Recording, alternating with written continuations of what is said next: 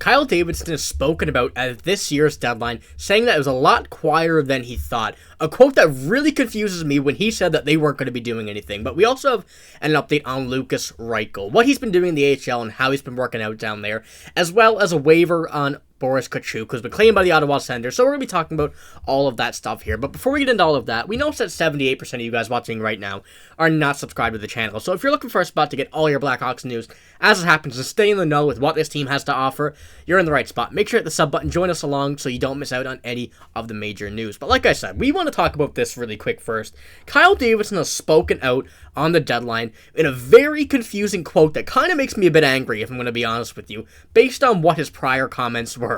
He goes on to say, I just thought there would be a little more action on our end, but it was quieter, which is fine. Now, I understand that this is fine. You know, this comes from Charlie Roumeliotis, or Kyle Davidson, what he had to say. But why would you say you expected more action on your end when Kyle Davidson said that he is not going to do any moves? He's not going to make any moves. He's not expecting any moves. That makes no sense to me. You know, we've spoken about many players who could have got traded. Colin Blackwell, Anthony Beauvillier, who did. We'll give him that. But Tyler Johnson, why did you not trade Tyler Johnson? Retain 50% on him. He's in the final year of his $5 million deal. Any playoff team who's looking for a bit of depth would be looking for him. That just baffles me. One team, Boston, they were in the news for Elias Lindholm, flipping him to get another centerman. That would have been a perfect spot for Tyler Johnson. I just don't understand. So, Noah, what do you think about what Kyle Davidson had to say here? Yeah, it's kind of saying one thing and doing the exact other. I mean, we've seen articles and we kind of talked about how he said he was going to not expect anything, and then to come out and sort of say that there wasn't anything on his end. And I don't know. I kind of with you. It's a little bit confusing to me. I kind of was hoping that they would have traded Tyler Johnson.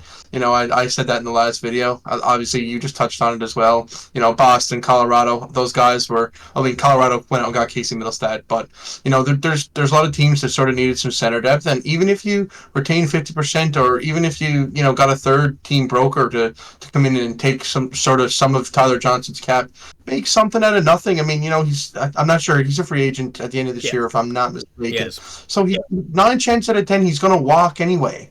So, try to get something out of nothing, I guess, is the best way of saying that. I also would have liked them to, sort of be a broker as well. We've seen Philly with the Noah Hannafin deal.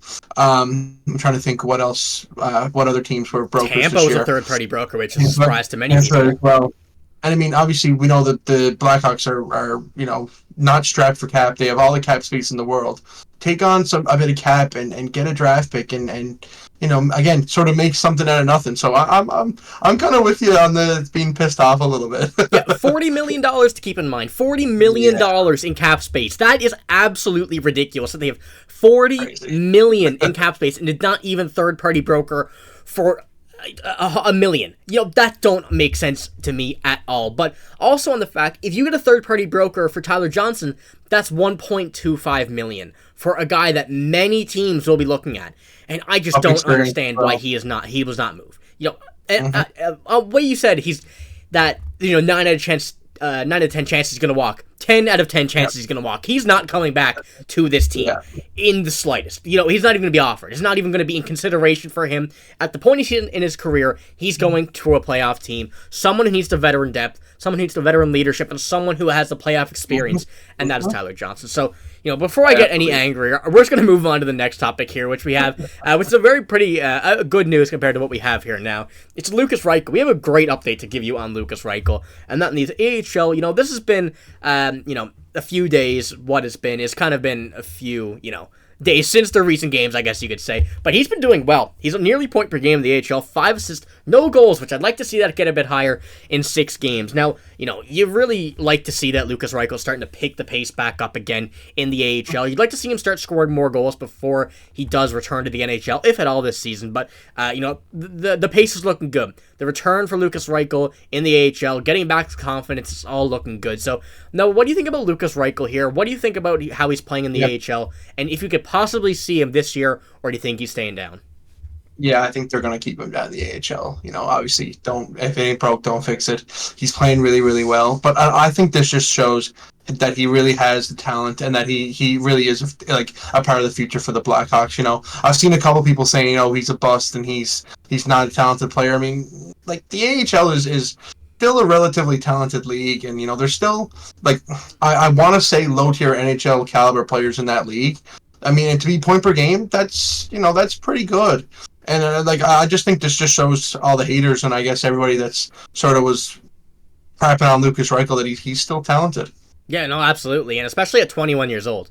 Exactly. There's still the AHL has a lot of veteran players. Whether they've been in the AHL their entire career, parts NHL, some lower tier NHL players, like you said, those guys are still competitive. They've still faced many NHL players at some point in their career, and they're gonna know how a good NHL player plays. So saying that is not really, taking too much away from that. The AHL, like you said, still good, just not as competitive as what you'd see in the NHL. But it's a lot of players similar to Lukas Reichel who are trying to make it to the NHL, trying to, revamp their career, get back to the point in their career they want to be. So in some ways, you could say it's just as competitive in the NHL, but probably not as skilled. In certain circumstances throughout the teams that they play. But, for the small update on what we have on Lukas Reichel, it's all signs pointing in the right directions, things that we wanted to see happen with Lukas Reichel for the time being. And like you said, I think that he's down there for the rest of the year, just to get him his confidence back and work it into the summer when the Blackhawks